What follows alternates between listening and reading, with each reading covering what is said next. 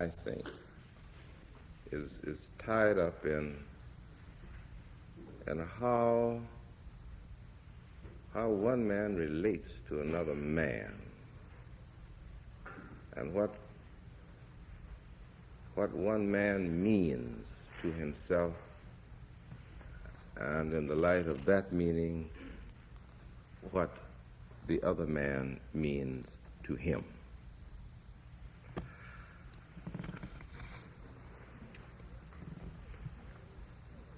There is a story told in the Old Testament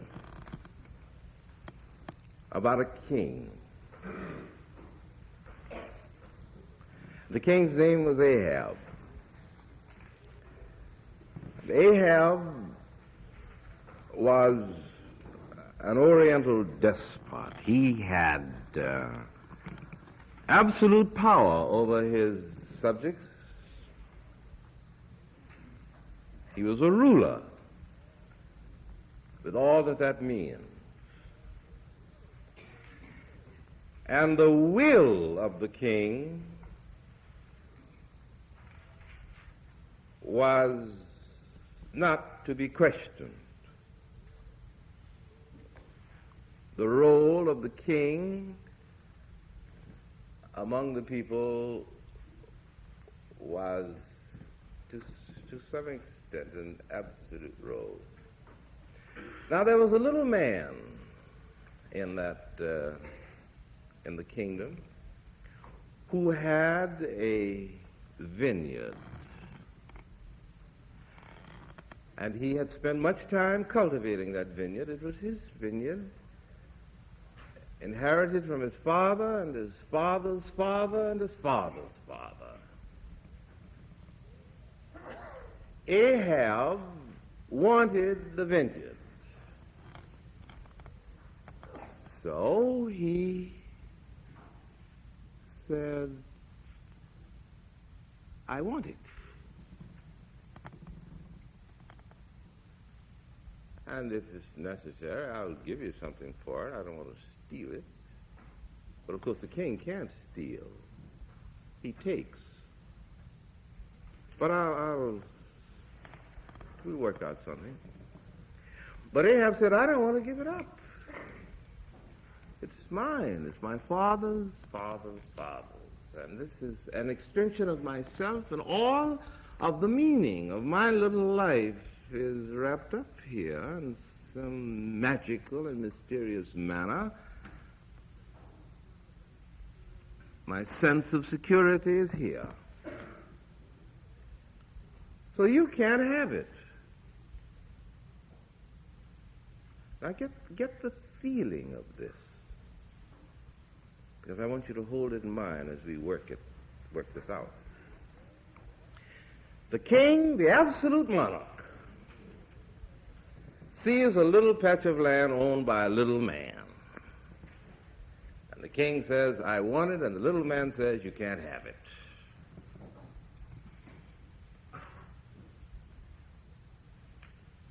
Can you think of the implications of that?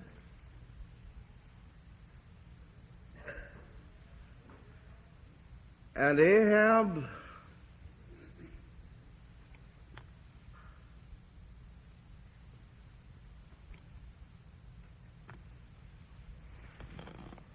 was powerless to take it, apparently. And then his wife, Jezebel, helped him work out a scheme. And the rest of the story is full of disaster. And the meaning of the story is that there was something inviolate in the life of the little man that even a king who had absolute power dare not trespass upon. Now there it is. I put over against that the significance of the ordinary man let us say, in Greek philosophy, and I mention it not for any purposes it may seem to be full of exhibitionism, but the Greeks have influenced us so much and are so wrapped up in almost everything we think that if you took the Greeks out of our civilization, their influence and their ideas, we'd be pretty barren. Of course, we don't have to recognize it as such, but there it is. So let's look at it for a moment. You remember Antigone last year? When we gave Antigone in the Arts Festival, and the role that the Greek chorus played. Now, the central figures in the play Antigone were kings and queens and blooded stock, as it were. You know, whose blood was royal, whatever kind of blood that is. But they were royal, and they had the center of the stage. All the issues turned on that. They were involved in the meaningful experiences.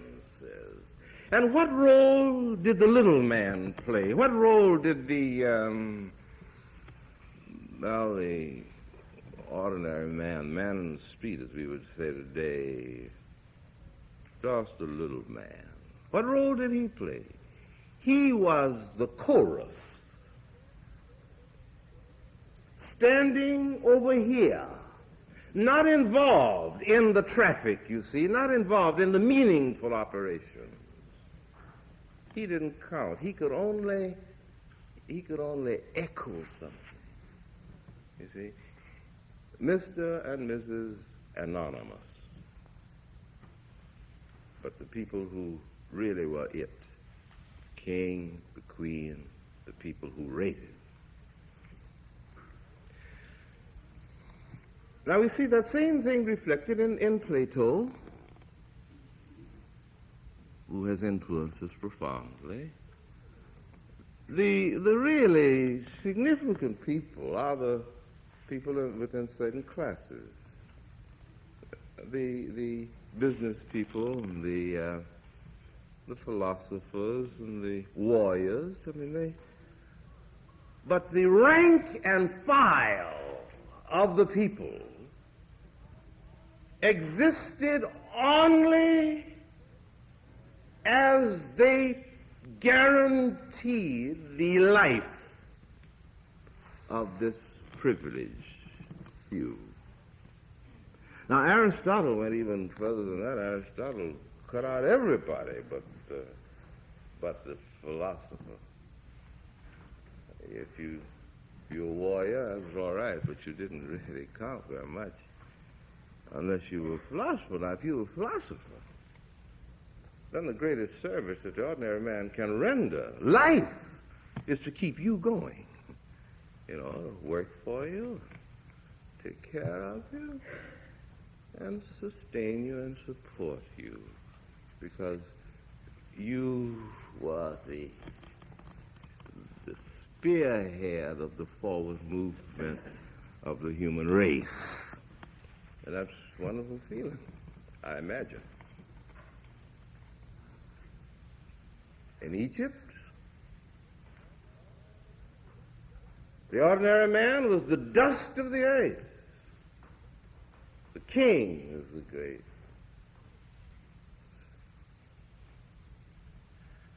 When I was in India, in Hyderabad, the Nizam of Hyderabad put one of his 25 or 30 automobiles at our disposal, and he assigned to us a Muslim chauffeur who was to carry us everywhere we went for 4 days. Every time we came out, he was there with the car waiting to do whatever we wanted. For 3.5 days, I tried to get some conversation out of this Muslim. he spoke English, but he didn't speak any English to me. He was silent, sphinx-like. The last day, when we were being driven to the railway station, I found out the quality of his voice, for I heard it for the first time. And what did he say as we were riding along, apropos of nothing? Only God is interested in a poor man. Now he is reflecting this whole thing.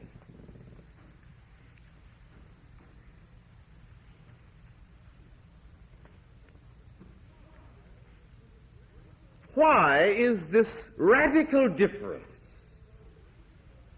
in the story with which I began and the other recital of the events? That here is an ordinary man who defies the king.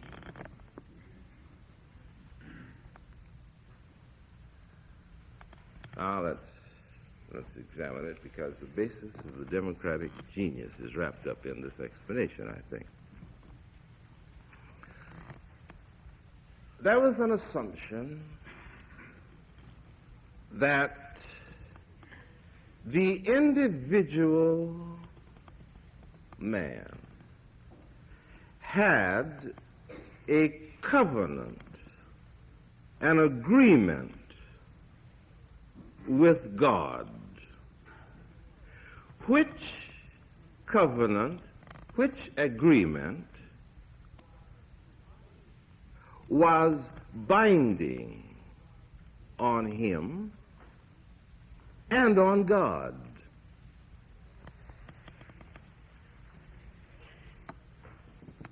This covenant, stated in the language, that kind of language, this covenant was the basis, the root, the core of the individual's sense of worth.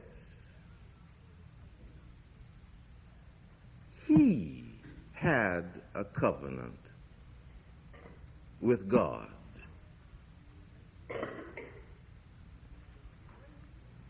He rated having a covenant with God. The covenant which he had with God was binding upon God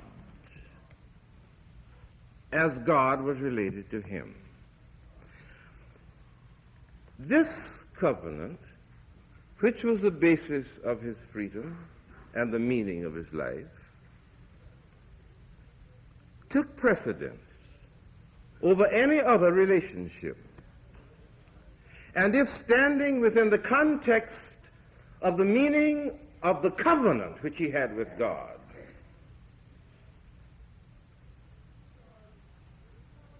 he was required to do anything by any person that did violence to this covenant, then he was under moral obligation to defy that power, that force, whoever it was.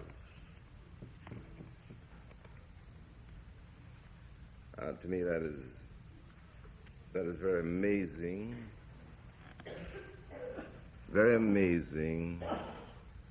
very interesting, and very terrifying. Now, do you get the picture that the covenant with God, which relates in a moral sense, the individual to God and God to the individual. So even Ahab, the king, has no right to put any kind of pressure upon me, the little man, said Naboth. if that pressure does violence to this covenant. Now there it is. Now, it is for this reason, as it would seem to me,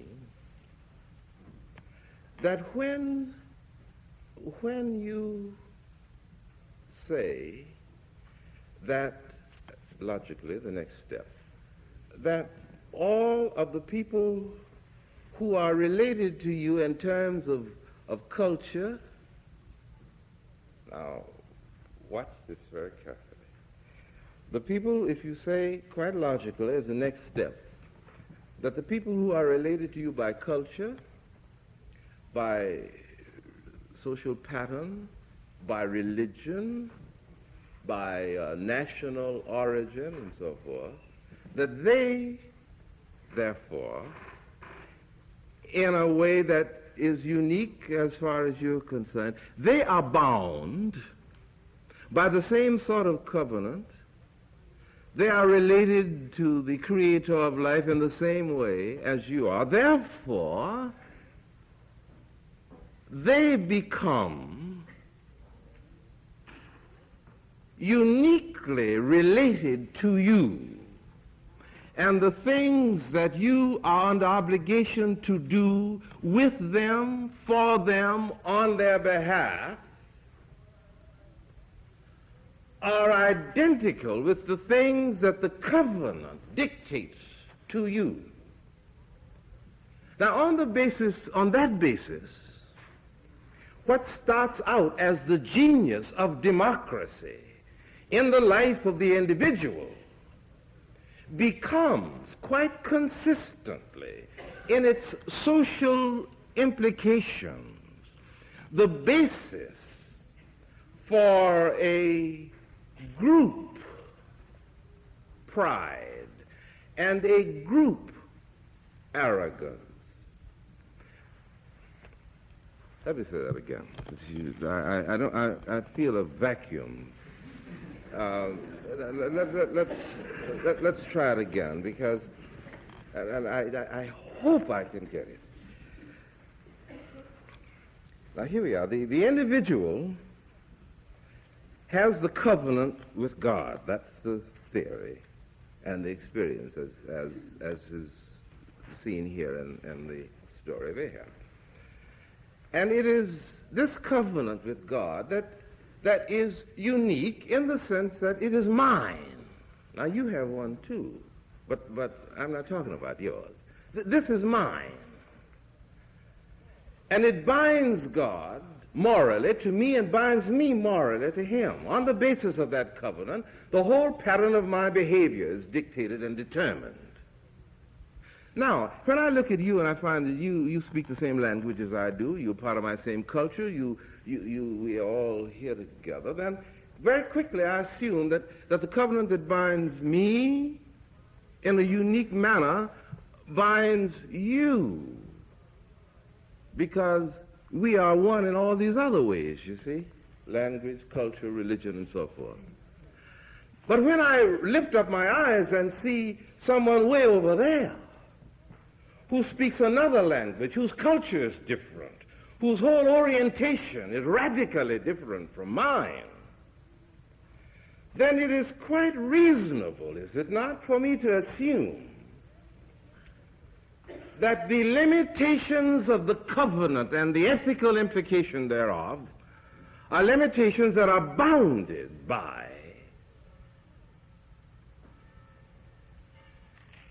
common culture, common language, common religion.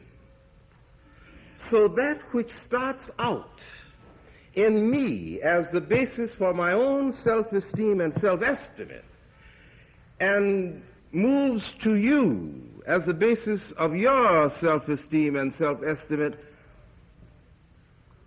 because you and I are of the same language, the same culture, the same background, may become something that is fundamentally divisive, that makes for separateness, as I look out upon people whose language, culture, and so forth may be different from mine. So that the problem then in the movement of the democratic experience in the history of mankind has been a problem which has centered around the urgency and the necessity constantly to redefine the boundaries of the group. Because if I do not define the boundaries of the group increasingly so as to include more and more diversity, more and more differences, more and more radically alien backgrounds and orientations, then the genius of democracy itself, rooted in this spiritual relationship, becomes a device that makes for group arrogance and group superiority. Do you see what I'm talking about? Therefore, the peril of the democratic experience in its very essence is rooted in the fact that the human spirit can never come to a place of rest with reference to the boundaries. Now you can see the kind of conflict that precipitates in modern life. Because there are all sorts of other interests that emerge. Now let me illustrate it if I can. I realize it's 12 o'clock, but that's all right. You'll have 3 weeks to rest.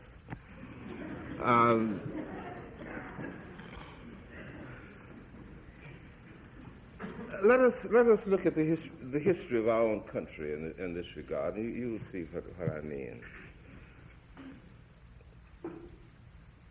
We started out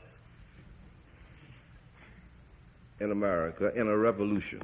You will remember that we were born in a revolution. A revolution against the king, against a certain way of life, and so forth and so on and on and on it goes. So that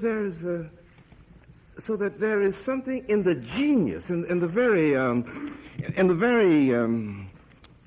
throb of American life that relates itself almost instinctively, a sort of collective instinctive feeling, to all of the people anywhere in the world who are wrestling with the same thing, who are part of the same respiration that caused us to come to life. Whether it's in Asia or Africa or Canada or wherever it is, we respond to the pulse beat of people who are in the throes of the agonies that gave birth to us. That's what I'm trying to say.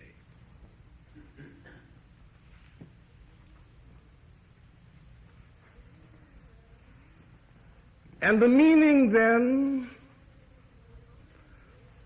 of the democratic notion, experience, insight, as far as one aspect of our common life is concerned, is to push the boundaries. And we've been responsive in that way. But along right beside that,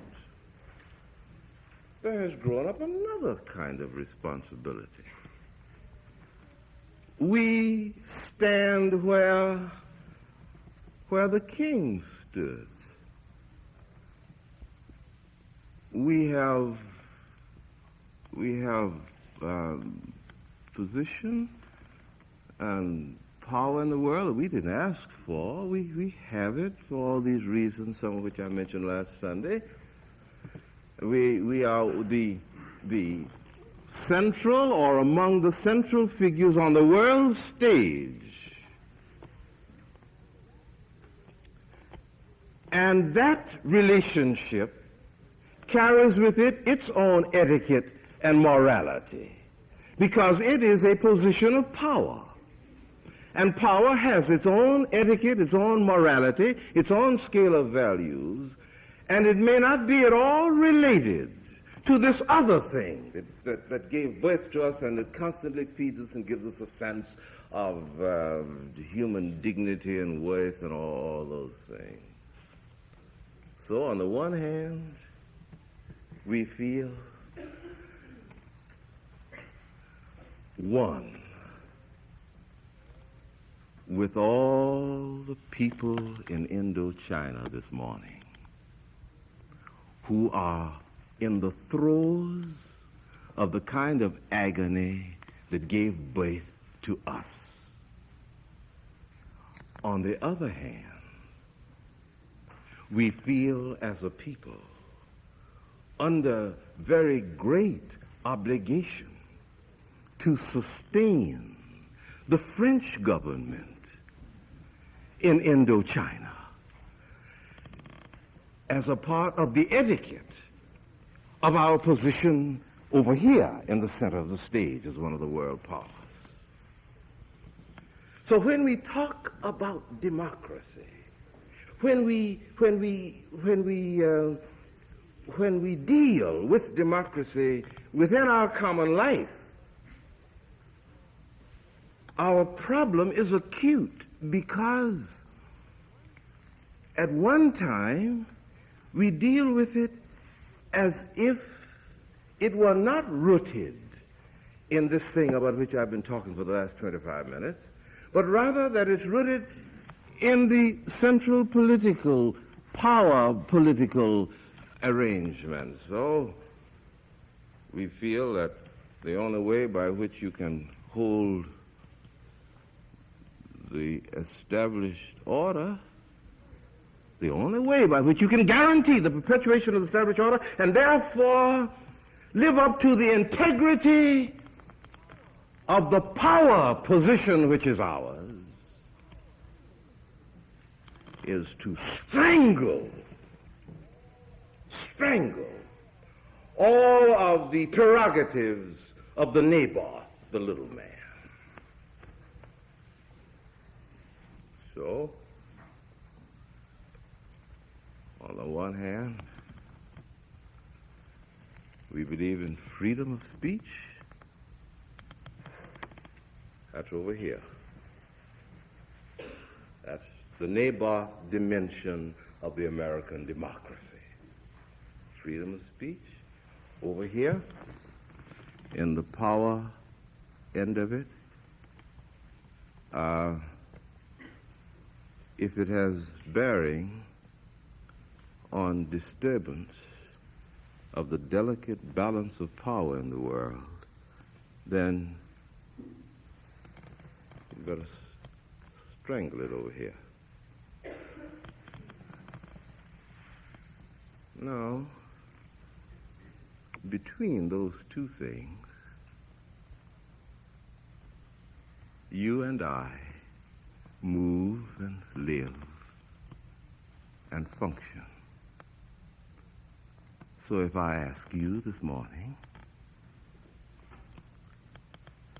in which one of these dimensions of our relatedness to the democratic dogma you believe, what would you say to me?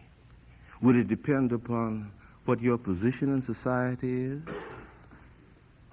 Would it depend upon the degree of your social or economic insecurity or security?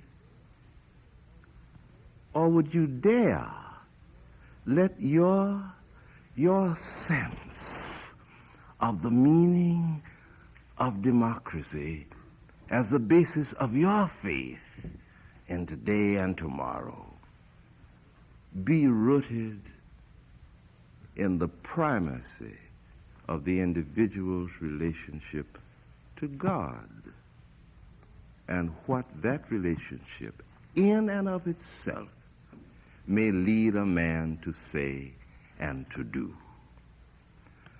Now, there is hope as long as men keep alive in themselves the kind of faith about which I have been talking. Now, you may not use the old-fashioned language that you have a covenant with God.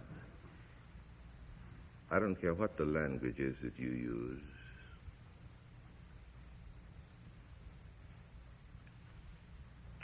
Every man wants more than anything else in the world to be sure that as a human being, he has an importance and a value that is not related to the ups and downs of the standards, the whims, the fears, the anxieties of the society in which he's living. Every man, more than anything else in the world, wants to know for himself that his significance, his value, is in some wonderfully mysterious, perhaps, but wonderfully exciting manner more important than anything he can do, a value that operates at a level in him that cannot be touched by whether he's a good man or a bad man, whether he's evil or righteous, whether he's holy or unholy. Every man must know at last that it cannot be destroyed by any of these things. Therefore, I sing the hymn of the conquered,